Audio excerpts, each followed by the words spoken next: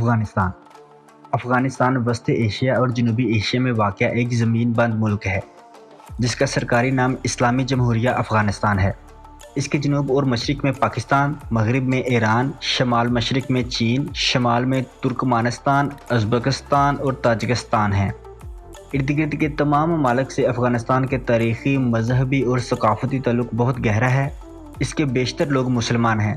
یہ ملک بالترتیب ایرانیوں، یونانیوں، عربوں، ترکوں، منگولوں، برطانویوں اور روسیوں اور اب امریکہ کے قبضہ میں رہا ہے، مگر اس کے لوگ بیرونی قبضہ کے خلاف ہمیشہ مزاحمت کرتے رہے۔ ایک ملک کے طور پر 18ویں صدی کے وسط میں احمد شاہ ابدالی کے دور میں یہ ابھرا، اگرچہ پھر بعد میں درانی کی سلطنت کے کافی حصے ارد گرد کے ممالک کے حصے بن گئے۔ 1919 عیسوی میں شاہ امان اللہ خان کی قیادت میں انگریزوں سے افغانستان کی آزادی حاصل کی، جس کے بعد افغانستان صحیح معنوں میں ایک ملک بن گیا، مگر انگریزوں کے دور میں اس کے بیشتر علاقے حقیقت میں آزاد ہی تھے اور برطانیہ کبھی بھی اس پر مکمل قبضہ نہ رکھ سکا۔ آج افغانستان امریکی قبضہ میں ہے اور بظاہر ایک آزاد ملک ہے اور حکومت کے طور پر تسلیم کیا جاتا ہے۔ افغانستان پچھلے 35 سال سے مسلسل جنگ کی سی حالت میں ہے، جس نے اس کو تباہ کر دیا اور اس کی کئی نسلوں کو بے گھر کر دیا ہے۔ یہ تباہی کبھی غیروں کے ہاتھوں سے ہوئی اور کبھی خانہ جنگی سے یہ صورتحال پیدا ہوئی۔ اگرچہ افغانستان کے پاس تیل یا دوسرے وسائل کی کمی ہے، مگر اس کی جغرافیائی حیثیت ایسی ہے کہ وہ وسطی ایشیا، جنوبی ایشیا اور مشرق وسطیٰ کے درمیان میں ہے اور تینوں خطوں سے ہمیشہ اس کے نسلی، مذہبی اور ثقافتی تعلق رہا ہے اور جنگی لحاظ سے اور علاقے میں اپنا دباؤ رکھنے کے لیے ہمیشہ اہم رہا ہے۔ یہی وجہ ہے کہ استعماری طاقتوں نے ہمیشہ اس پر اپنا قبضہ یا اثر رکھنے کی کوشش کی ہے۔ افغانستان کا زیادہ تر رقبہ پتھریلا پہاڑی علاقہ ہے، اس وجہ سے کسی بھی بیرونی طاقت کا یہاں قبضہ رکھنا بہت مشکل ہے اور لوگ زیادہ تر قبائل ہیں، اس لیے کبھی بیرونی طاقت کو تسلیم نہیں کرتے۔ نتیجہ یہ کہ اس ملک کو کبھی بھی لمبے عرصے کے لیے امن نصیب نہیں ہو سکا۔ ویڈیو میں آگے بڑھنے سے پہلے تمام دوستوں سے گزارش ہے کہ ہمارے چینل کو سبسکرائب کر لیں تاکہ ہر آنے والی ویڈیو میں ہمارا رابطہ بحال رہ سکے۔ قبل از اسلام افغانستان کی تاریخ۔ افغانستان میں 50,000 سال پہلے بھی انسانی آبادی موجود تھی اور اس کی زراعت بھی دنیا کی اولین زراعت میں شامل ہے۔ سن 2000 قبل مسیح میں آریاؤں نے افغانستان کو تاراج کیا، پھر ایرانیوں نے ان سے چھین لیا۔ اس کے بعد یہ عرصہ تک سلطنت فارس کا حصہ رہا۔ 329 قبل مسیح میں اس کے کئی حصے ایرانیوں سے سکندر اعظم نے چھین لیے، جس میں بلخ شامل ہے، مگر یونانیوں کا یہ قبضہ زیادہ دیر نہ رہا۔ 642 عیسوی تک یہ علاقہ وقتاً فوقتاً منگولوں، ساسانیوں اور ایرانیوں کے پاس رہا، جس کے بعد اس علاقے کو مسلمانوں نے فتح کر لیا۔ مسلمانوں کی اس فتح کو تاریخ میں عربوں کی فتح سمجھا جاتا ہے، جو غلط ہے، کیونکہ مسلمانوں میں کئی اقوام کے لوگ شامل تھے۔ اسلام سے پہلے یہاں کے لوگ بدھ مت اور کچھ قبائلی مذاہب کے پیروکار تھے۔ افغانستان میں اسلامی دور احمد شاہ درانی یا احمد شاہ ابدالی تک، یعنی 642 عیسوی سے 1747 عیسوی تک۔ 642 عیسوی میں مسلمانوں نے اس علاقے کو فتح کیا، مگر یہاں کے حکمران علاقائی لوگوں کو ہی بنایا۔ پہلے یہ حکمرانی خراسانی عربوں کے پاس رہی۔ 998 عیسوی میں محمود غزنوی نے ان سے اقتدار چھین لیا۔ غوریوں نے 1146 عیسوی میں غزنویوں کو شکست دی اور انہیں غزنوی کے علاقے تک محدود کر دیا۔ یہ سب مسلمان تھے، مگر 1219 عیسوی میں چنگیز خانی منگولوں نے افغانستان کو تاراج کر دیا۔ ہرات، غزنی اور بلخ مکمل طور پر تباہ ہو گئے۔ منگول بعد میں خود مسلمان ہو گئے، حتیٰ کہ تیمور نے 14ویں صدی میں ایک عظیم سلطنت قائم کر لی۔ اسی کی اولاد سے شہنشاہ بابر نے کابل کو 16ویں صدی کے شروع میں پہلی دفعہ اپنا دارالحکومت قرار دیا۔ 16ویں صدی سے 18ویں صدی تک افغانستان کئی حصوں میں تقسیم رہا۔ شمالی حصہ پر ازبک، مغربی حصے پر ایرانیوں اور مشرقی حصہ پر مغل اور پشتون قابض رہے۔ 1709 عیسوی میں پشتونوں نے میرویس خان ہوتک کی قیادت میں صفویوں کے خلاف جنگ لڑی اور 1719 عیسوی سے 1729 عیسوی تک افغانستان بلکہ ایرانی شہر اصفہان پر قبضہ رکھا۔ 1729 عیسوی میں ایرانی بادشاہ نادر شاہ نے انہیں واپس دھکیلا اور اس کے قبضہ سے تمام علاقے چھڑائے، حتیٰ کہ 1738 عیسوی میں قندھار اور غزنی پر بھی قبضہ کر لیا، جو 1747 عیسوی تک جاری رہا۔ پشتونوں اور فارسی بولنے والوں کی یہ کشمکش آج بھی جاری ہے، حالانکہ دونوں مسلمان ہیں۔ درانی سلطنت 1747 عیسوی سے 1823 عیسوی تک۔ احمد شاہ درانی کو بجا طور پر افغانستان کا بانی کہا جاتا ہے۔ احمد شاہ درانی کو احمد شاہ ابدالی کے نام سے بھی یاد کیا جاتا ہے۔ جون 1747 میں نادر شاہ قتل ہو گیا، جس کے بعد لویا جرگہ نے ابدالی قبیلہ کے احمد شاہ درانی کو سربراہ چن لیا۔ پہلے قندھار میں اپنی حکومت قائم کرنے کے بعد احمد شاہ درانی نے تمام تر قوت افغانستان کو ایک ملک بنانے پر صرف کی۔ درانی سلطنت میں موجودہ ایران، افغانستان، پاکستان اور بھارت کے کچھ حصے شامل تھے۔ اس کی سلطنت میں ایران کے شہر مشہد سے لے کر کشمیر اور موجودہ بھارت کے شہر دلی تک کے علاقے شامل تھے۔ احمد شاہ درانی کا ایک اہم کارنامہ جنوری 1761 عیسوی میں پانی پت کی تیسری جنگ میں مرہٹوں کو شکست دینا تھا، لیکن اس جنگ کے بعد سکھوں نے پنجاب میں اثر بڑھانا شروع کیا اور آہستہ آہستہ پنجاب کے کئی علاقوں پر قبضہ کر لیا، لیکن اس وقت تک افغانستان کو ایک مضبوط ملک کی حیثیت حاصل ہو گئی تھی۔ 1772 عیسوی تک احمد شاہ درانی اور اس کے بعد اس کی اولاد کی حکومت رہی۔ اس کی اولاد میں ایوب شاہ کو 1823 عیسوی میں قتل کر دیا گیا۔ بعد میں کابل کی حکومت محمد شاہ اور پھر 1826 عیسوی میں دوست محمد خان کے پاس چلی گئی۔ یورپی اثر 1823 عیسوی سے 1919 عیسوی تک۔ امیر دوست محمد خان، جس نے کابل کی حکومت 1826 عیسوی میں سنبھال لی تھی، نے روس اور ایران سے تعلقات بڑھانا شروع کیے، کیونکہ سکھوں نے پنجاب پر قبضہ کر لیا تھا اور انگریزوں نے اپنی روایتی چالاکی کا ثبوت دیتے ہوئے سکھوں اور دلی کے شاہ شجاع کے ساتھ مل کر افغانستان میں اپنا اثر بڑھانا شروع کیا۔ حالانکہ دونوں انگریزوں کے بظاہر دشمن تھے، شاہ شجاع کو انگریزوں نے کابل کے تخت پر سبز باغ دکھائے۔ اس زمانے میں روس اور برطانوی ہند میں کئی ہزار میل کا فاصلہ تھا اور وسطی ایشیا کے شہروں مرو، پیوا، بخارا اور تاشقند کو مغرب میں زیادہ لوگ نہیں جانتے تھے، مگر انگریز یہ جانتے تھے کہ روسی ان پر قبضہ کرنا چاہتے ہیں۔ ان کو روکنے اور افغانستان میں اپنا اثر بڑھانے کے لیے انگریزوں کی مکارانہ جدوجہد کو عظیم چال بازیوں دی گریٹ گیم کے نام سے یاد کیا جاتا ہے۔ اس سلسلے میں انگریزوں نے 2 جنگیں لڑیں۔ پہلی جنگ 1839 عیسوی سے 1842 عیسوی اس وقت ہوئی جب ایرانیوں نے ہرات کے لوگوں کے ساتھ مل کر انگریزوں اور روسیوں کو افغانستان سے بے دخل کرنے کے لیے افواج پورے ملک میں روانہ کی۔ انگریزوں نے کابل پر قبضہ کر کے دوست محمد خان کو گرفتار کر لیا۔ افغانیوں نے برطانوی فوج کے ایک حصے کو مکمل طور پر قتل کر دیا، جو 16,000 افراد پر مشتمل تھی۔ صرف ایک ہی شخص زندہ بچا۔ انگریز مدتوں تک اپنے زخم چاٹتے رہے۔ اسی وجہ سے مجبوراً انگریزوں نے دوست محمد خان کو رہا کر دیا۔ بعد میں دوست محمد خان نے ہرات کو بھی فتح کر لیا اور دوسری جنگ 1878 عیسوی سے 1880 عیسوی تک اس وقت ہوئی جب امیر شیر علی نے برطانوی سفارتکاروں کو کابل میں رہنے کی اجازت نہ دی۔ اس جنگ کے بعد انگریزوں کے ایما پر 1880 عیسوی میں امیر عبد الرحمن نے افغانستان کا اقتدار حاصل کیا، مگر عملاً کابل کے خارجی معاملات انگریزوں کے ہاتھ میں چلے گئے۔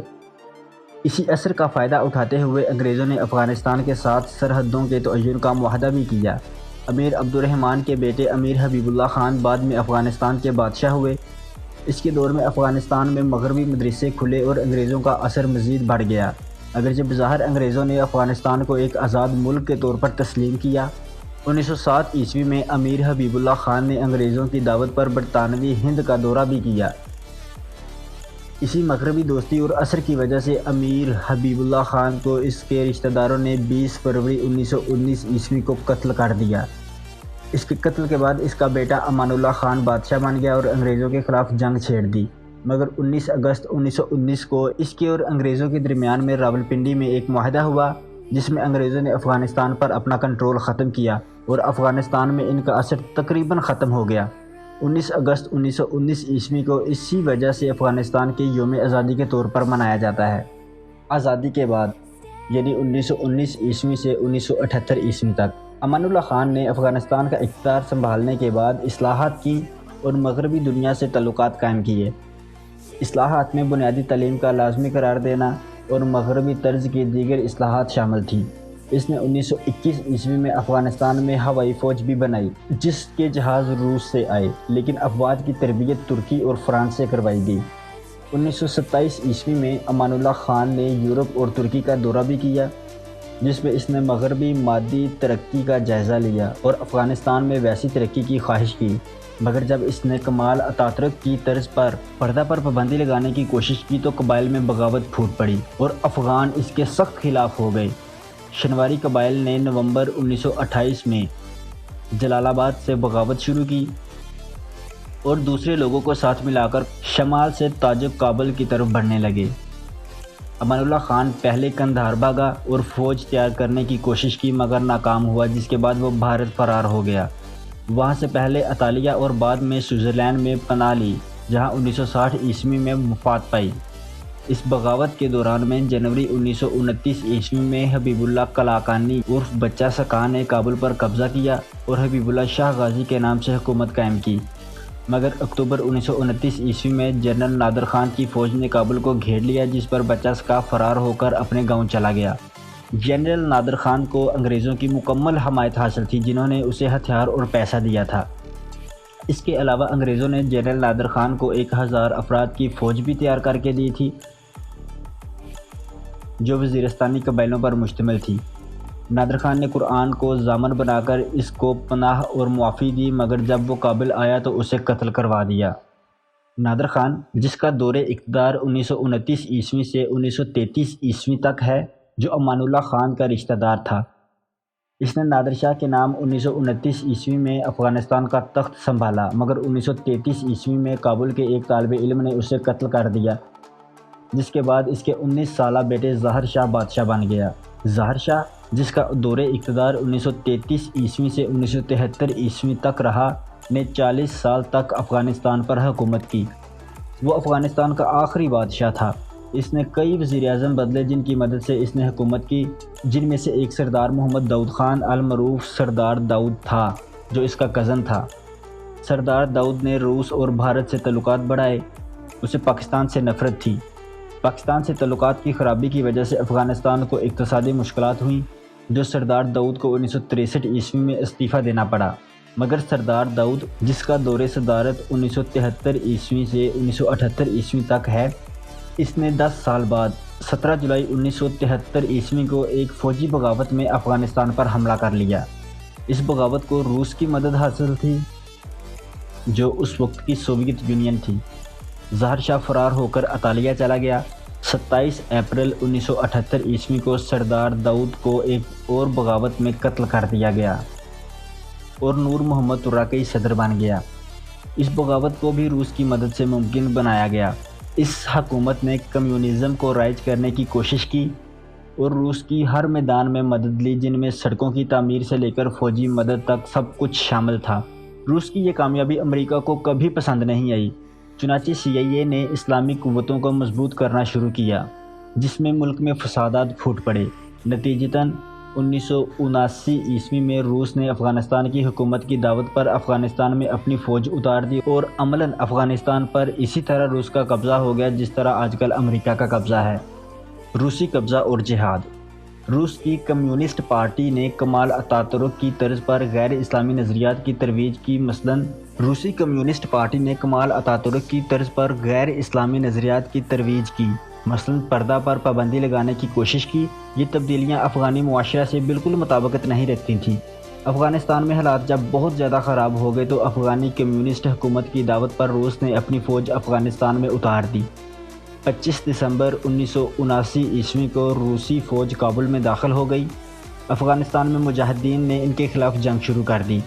امریکہ نے ان مجاہدین کو خوب مدد فراہم کی، مگر امریکہ کا مقصد اسلام کی خدمت نہیں بلکہ روس کے خلاف ایک قوت کو مضبوط کرنا تھا۔ امریکہ کو پاکستان کو بھی ساتھ ملانا پڑا۔ پاکستان کی مذہبی جماعتوں کو بھی امریکہ نے روس کے خلاف استعمال کیا۔ افغان مجاہدین اسلام سے مخلص تھے، مگر امریکہ انہیں اپنے مقصد کے لیے استعمال کرتا رہا۔ مگر جب امریکہ کو ان کی ضرورت نہ رہی تو وہی مجاہدین امریکی اور پاکستانی زبان میں دہشت گرد کہلانے لگے۔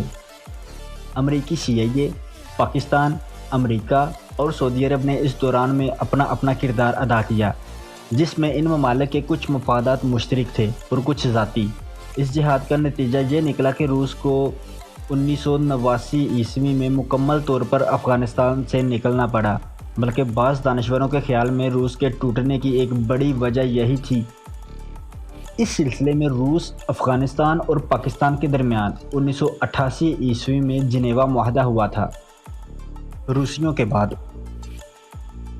روسیوں نے افغانستان سے فوج نکالنے کے بعد بھی اس وقت کی نجیب اللہ حکومت کی مدد جاری رکھی، مگر 18 اپریل 1992 کو مجاہدین کے ایک گروہ نے جنرل عبدالرشید دوستم اور احمد شاہ مسعود کی قیادت میں کابل پر حملہ کر دیا اور قابض ہو گئے۔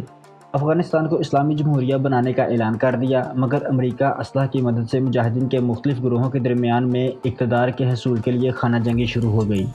اس وقت ایک اسلامی جہادی کونسل بنائی گئی، جس کی قیادت صبغت اللہ مجددی اور بعد میں برہان الدین ربانی نے کی، مگر مجاہدین کی آپس میں لڑائی میں اضافہ ہوتا چلا گیا۔ بیرونی طاقتوں نے پشتو اور فارسی بولنے والوں کی باہمی منافرت کا خوب فائدہ اٹھایا۔ اس وقت کی حکومت میں پشتونوں کی نمائندگی نہ ہونے کے برابر تھی، جس سے ان میں شدید احساس محرومی پیدا ہوا۔ پاکستان اور افغانستان کے کچھ علماء نے مدرسوں کے طلباء کو منظم کرنا شروع کیا، جن کو بعد میں طالبان کہا جانے لگا۔ پاکستانی فوج کے جنرل نصیر اللہ بابر طلباء کو استعمال کرنے کے خیال کے بانی تھے۔ 1996 میں طالبان کے رہنما ملا محمد عمر نے کابل پر قبضہ کیا۔ انہوں نے افغانستان کو اسلامی امارت قرار دیا اور طالبان نے انہیں امیر المومنین تسلیم کر لیا۔ طالبان نے 2000 تک افغانستان کے 95% علاقے پر قبضہ کر کے اسلامی حکومت قائم کی۔ اس زمانے میں افغانستان میں نسبتاً امن قائم رہا اور پوست کی کاشت بھی نہ ہوئی۔ طالبان کو بجز پاکستان اور سعودی عرب کے کسی نے تسلیم نہ کیا اور مغربی دنیا نے شمالی اتحاد کی مدد جاری رکھی، جو افغانستان کے شمال میں کچھ اختیار رکھتے تھے۔ اس کی وجہ یہ تھی کہ ایک خالص اسلامی حکومت مغربی دنیا اور بھارت کو ہرگز قبول نہ تھی۔ یاد رہے کہ طالبان سے پہلے بھارت کو افغانستان میں خاصا عمل دخل تھا۔ طالبان کے دور میں پاکستان کا اثر افغانستان میں بڑھ گیا اور 50 سال میں پہلی دفعہ پاکستان اور افغانستان کی سرحد پر ایک طرح سے دوستانہ امن قائم رہا۔ مگر پاکستان نے طالبان کے خلاف امریکہ کی مدد کر کے نہ صرف طالبان کا اعتماد کھویا، بلکہ ایک پاکستان دشمن اور بھارت دوست حکومت افغانستان میں قائم ہو گئی۔ امریکی قبضہ اور حالات حاضرہ۔ طالبان کے دور میں کچھ ایسے لوگوں نے افغانستان میں اپنے اڈے بنائے جو پہلے امریکہ کے منظور نظر تھے، مگر جب امریکہ کو ان کی ضرورت نہ رہی تو وہ یکا امریکہ کی نظر میں دہشت گردوں میں تبدیل ہو گئے۔ ان میں اسامہ بن لادن اور اس کے حواری شامل تھے، جو افغانستان میں روس کے خلاف جہاد میں سرگرم تھے۔ 11 ستمبر 2001 کے عالمی تجارتی مرکز ورلڈ ٹریڈ سینٹر کے حادثے کا الزام اسامہ بن لادن اور القاعدہ پر لگایا گیا۔ ان لوگوں کو طالبان نے پناہ دے رکھی تھی اور افغانی روایات کے مطابق انہیں دشمن کے حوالے نہیں کیا جا سکتا تھا۔ اس بہانے 7 اکتوبر 2001 کو امریکہ نے افغانستان پر پاکستان کی مدد سے حملہ کر دیا اور افغانستان پر قبضہ کر لیا۔ امریکہ نے بعد میں عراق پر بھی قبضہ کیا، جس سے سوچا جا سکتا ہے کہ ایک تو اس نے عراق پر حملہ کر کے پہلے افغانستان میں ایسی حکومت کو ختم کیا جہاں سے ممکنہ مدد عراق کو جہاد کے نام پر مل سکتی تھی، دوسرے افغانستان اور عراق پر قبضہ کر کے اور پاکستان کو دباؤ میں رکھ کر امریکہ نے ایران اور کسی حد تک اسلام کے مرکز سعودی عرب کو گھیرے میں لے لیا۔ خلیج فارس میں اتنی زیادہ امریکی بحری طاقت قائم ہو گئی جس کی تاریخ میں مثال نہیں ملتی۔ امریکی اما پر جرمنی کے شہر بون میں ایک افغانی حکومت کا قیام عمل میں آیا، جس کے سربراہ حامد کرزئی تھے۔ 9 اکتوبر 2004 کو حامد کرزئی کو افغانستان کا صدر چن لیا گیا۔ موجودہ حالات یہ ہیں کہ حامد کرزئی کی کٹ پتلی حکومت قائم ہے۔ افغانستان میں امریکی اور اتحادی فوج تاحال موجود ہے، جو افغانستان کی اصل حاکم ہے۔ بھارت کا اثر و رسوخ افغانستان میں بہت زیادہ ہو چکا ہے، یہاں تک کہ بھارت اور امریکہ پاکستان کے صوبے بلوچستان جیسے علاقوں میں پرتشدد کارروائیوں اور دہشت گردی کو خوب فروغ دے رہے ہیں۔ 13 اور 14 مئی 2007 کو افغانی اور امریکی فوج اور پاکستانی افواج میں آپس میں پہلی باقاعدہ جھڑپ ہو چکی ہے، جس میں کچھ پاکستانی اور کچھ امریکی فوجی ہلاک ہوئے ہیں۔ یہاں یہ یاد رہے کہ امریکہ وقتاً فوقتاً پاکستانی علاقے میں متعدد بار میزائل پھینک چکا ہے، جس سے 100 سے زائد پاکستانی شہری ہلاک ہو چکے ہیں۔ یہ کارروائیاں اسی طرز پر ہوتی ہیں جیسے اسرائیل جنوبی لبنان میں کرتا ہے۔ 16 مئی کو ایک مزید جھڑپ میں افغانی قومی فوج کے 4 افراد ہلاک اور ایک پاکستانی زخمی ہوا۔ افغانستان کا جغرافیہ اور موسم۔ افغانستان چاروں طرف سے خشکی سے گھرا ہوا ملک ہے جس کا کوئی ساحل سمندر نہیں ہے۔ اس کی سمندری تجارت اسی لیے پاکستان کے ذریعے ہوتی ہے۔ زیادہ علاقہ پہاڑی ہے جو زیادہ تر کوہ ہندوکش پر مشتمل ہے۔ افغانستان میں پانی کی شدید کمی ہے، اگرچہ 4 دریا ہیں جن کے نام دریائے آمو، دریائے کابل، دریائے ہلمند اور ہریرود ہیں۔ اونچا ترین مقام نوشک ہے جو 24,557 فٹ بلند ہے اور ترچ میر کے بعد کوہ ہندوکش کا دوسرا اونچا پہاڑ ہے۔ سطح سمندر سے سب سے کم بلند علاقہ دریائے آمو ہے جو صرف 846 فٹ بلند ہے۔ افغانستان کی جغرافیائی سرحد 5,529 کلومیٹر لمبی ہے، جس میں سب سے زیادہ علاقہ 2,640 کلومیٹر پاکستان کے ساتھ لگتا ہے۔ 12% علاقہ زراعت کے قابل ہے مگر صرف 0.22% علاقہ زیر کاشت ہے۔ چونکہ زیادہ علاقہ پہاڑی ہے اس لیے زلزلے کثرت سے آتے ہیں۔ افغانستان کے علاقہ میں سونا، چاندی، کوئلہ، تانبا، کانسی، کرومائٹ، زنک، سلفر، لوہا، قیمتی پتھر اور نمک پائے جاتے ہیں۔ تیل کے بھی وسیع ذخائر ہیں۔ یہ تمام قدرتی وسائل مسلسل جنگ کی وجہ سے کبھی استعمال نہیں ہو سکے۔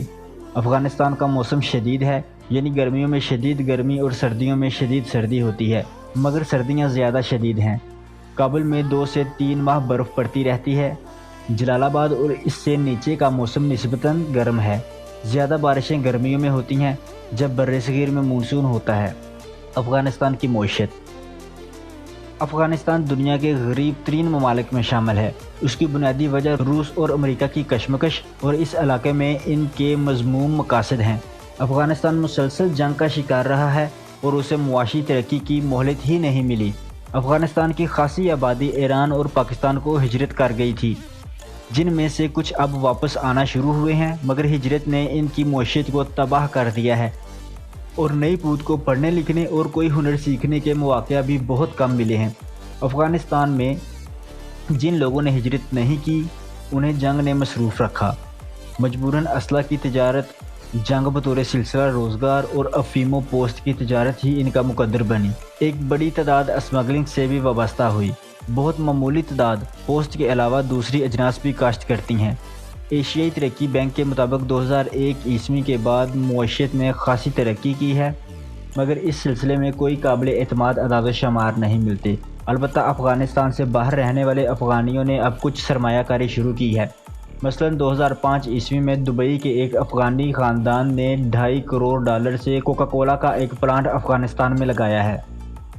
افغانستان کو ابھی غیر ملکی امداد پر انحصار کرنا پڑتا ہے اور 2006 میں زر مبادلہ کے بیرونی ذخائر صرف $50 کروڑ کے لگ بھگ تھے۔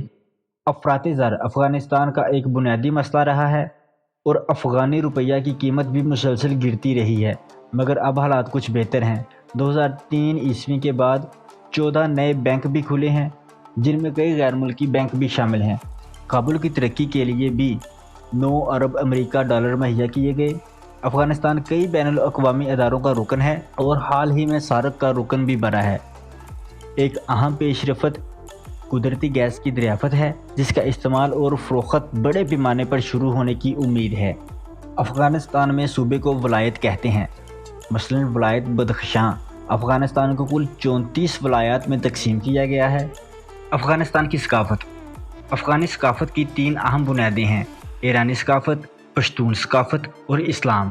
اس میں اسلام کا اثر سب سے زیادہ ہے۔ افغانیوں کے لیے ان کا ملک، قبیلہ سے وفاداری، مذہب، اپنا شجرہ نسب اور سب سے بڑھ کر آزادی بہت اہم ہیں۔ مذہب کے ساتھ ساتھ شاعری اور موسیقی بھی ان کی زندگی میں اہمیت رکھتے ہیں۔ افغانستان ایک تاریخ رکھتا ہے جس کے نشان جا بجا آثار قدیمہ کی صورت میں نظر آتے ہیں۔ بزکشی ان کا قومی کھیل ہے جو پولو سے ملتا جلتا ہے۔ اگرچہ تعلیم کی شرح کم ہے مگر قرآن و مذہب کی تعلیم اور شاعری، خصوصاً قدیم فارسی شاعری، ان کی زندگی اور خیالات کی تشکیل میں اہم کردار ادا کرتے ہیں۔ افغانستان کی سرزمین کو قدیم زمانے میں خراسان بھی کہا جاتا تھا۔ اب خراسان ایران کے ایک حصے کو کہا جاتا ہے، مگر یہ دونوں علاقے، ایرانی اور افغانی خراسان، تاریخی طور پر ہمیشہ متعلق رہے ہیں۔ افغانی خراسان نے بڑے اہم لوگوں کو جنم دیا ہے جن کو عام لوگ عرب کہتے ہیں۔ مثلاً امام ابو حنیفہ کے قریبی اجداد کا تعلق افغانستان سے تھا۔ اسی طرح ابو علی سینا، جسے اسلامی اور مغربی دنیاؤں میں اپنے وقت کا سب سے بڑا طبیب اور حکیم گردانا جاتا ہے، کا تعلق بلخ سے تھا۔ ابو علی سینا کے والد نے عرب کو ہجرت کی تھی۔ مولانا رومی کی پیدائش اور تعلیم بھی بلخ ہی میں ہوئی تھی۔ مشہور فلسفی ابو الحسن الفارابی کا تعلق افغانستان کے صوبہ فاریاب سے تھا۔ 15ویں صدی کے مشہور فارسی صوفی شاعر نور الدین عبد الرحمن جامی کا تعلق افغانستان کے صوبہ غور کے گاؤں جام سے تھا۔ افغانستان کے کھانے بھی لاجواب ہوتے ہیں، جن میں افغانی یا کابلی پلاؤ، خمیری روٹی اور ٹکے کباب شاید دنیا میں اپنی قسم کے مزیدار ترین کھانوں میں شامل ہیں، جو دیگر علاقوں میں بھی مقبول ہیں۔